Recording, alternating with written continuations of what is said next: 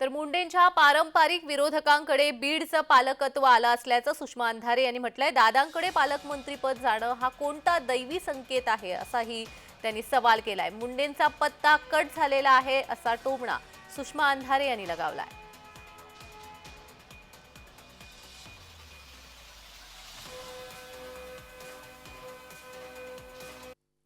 बीडचं पालकमंत्रीपद हे कायम मुंडे घराण्याकडे राहिलेलं आहे, परंतु यावेळी हे पालकमंत्रीपद मुंडेंचे पारंपरिक विरोधक असणाऱ्या बारामतीच्या पवार घराण्याकडे जाणं हा कुठला दैवी संकेत म्हणावा।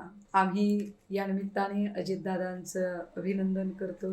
बीडचा रक्तरंजित पॅटर्न बदलून बीडमध्ये बारामतीचा हरित पॅटर्न आपण राबवावा।